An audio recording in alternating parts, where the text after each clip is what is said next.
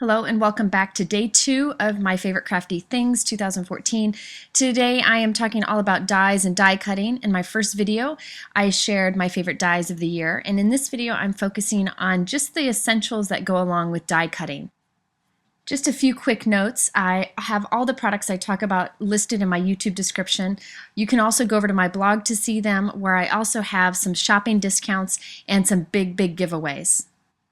Let's get started by talking about die cut machines. There are actually two that I use and recommend. The first is the Vagabond. This is one of my favorite tools in my craft room. You don't see it in videos because it's hard to get in the video, and I actually have mine built into my cabinet, which I'll show you in a moment.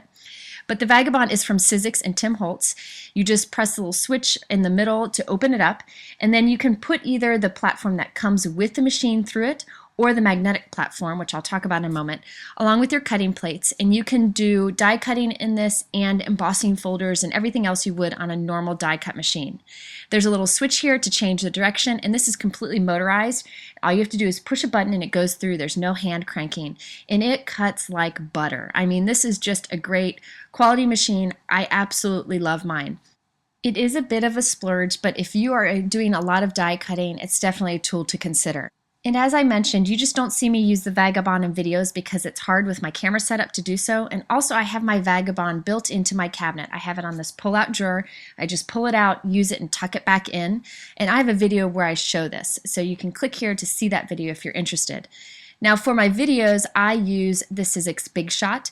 This is another good quality machine. I highly recommend it also. It's a cheaper price point, but you have to hand crank it. I believe it still comes with this multi-purpose platform that allows you to use your machine with embossing folders or different types of dies. I've never had any problems with mine, but I know that Sizzix has great customer service.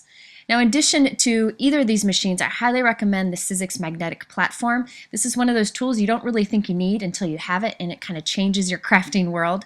The center is magnetic, so when you put your paper and cutting plates and dies in there, it kind of holds the die in place, so you don't have to tape it down. So you can see it's a strong enough magnet that it keeps your die in place so it doesn't shift when you cut through. Again, if you do a lot of die cutting, this is definitely a must-have tool. Another thing I recommend is to get replacement plates every once in a while. What I do is I keep one plate for my cutting surface, and I flip it around a lot and use it until I can't use it anymore, and I keep the other plate clean. Then I just replace one of the plates. You buy them in packs of 2, but I only replace one plate at a time.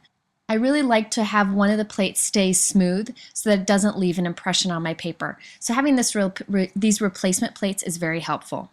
Let's now move on to other products I think are helpful for die cutting. The first is micropore tape. I used to use painter's tape or washi tape, but I found sometimes that tore my paper or it left an impression on my paper. One of my readers recommended this product. It's super thin. It's meant for medical. I'll link to where you can get 3 rolls at a time or 12 rolls at a time. It's great for holding dies in place when you die cut, or if you want to hold 2 dies together and keep using them in that same position over and over again. I find this doesn't leave an impression and doesn't tear my paper, so I use it for masking and other things. But check that out. Those 2 dies are now held together, and I can die cut this over and over again in the perfect position. Okay, another tool that I think is helpful is the Tim Holtz piercer. I use this to get my little die cuts out of my dies. There are some other tricks out there, by like using dryer sheets or whatever, but I really think that this is just easy to do. This is a tool I use for other things in crafting too, and it's not disposable. It's something I can use over and over again. I like that you can pull the sharp end in so you don't accidentally poke yourself. So this is just helpful if you find that you're doing a lot of die cutting. I also feel it's important to have a set of wire cutters for die cutting. Many dies come connected together for packaging and manufacturing reasons, and you need to cut them apart to use them individually. Any kind of jewelry wire cutter will work for this. Just an inexpensive pair is fine. I'll link to the ones that I use, but you can really use just about anything for this. Just don't use your scissors because it might damage them. I also wanted to talk about the pockets that I store my dies in. I'll talk more about this later when I talk about organization, but I wanted to share the pockets here. What I use is the Simon Says Stamp die pockets. What I like about these is they're super thick, so when you have the metal dies, they don't get poke through the plastic. There's a little tab on the back that you tuck the bigger tab into, and I like that it has the strong edges that are reinforced, so you don't have to worry about the dies poking through.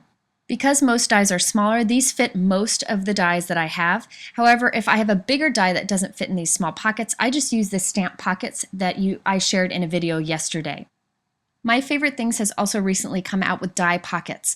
Now these are a little bit thinner. In fact, these die pockets from My Favorite Things are almost exactly the same as the stamp pockets, but smaller. So they have this little flap that you tuck into the back. Now the size of this is very similar to the Simon Says Stamp die pockets that I've been using. It's the same width, but the My Favorite Things pockets are just a little bit taller. Regardless of what pocket you use, I highly recommend using these for storage of your dies. It's a great way to keep them organized.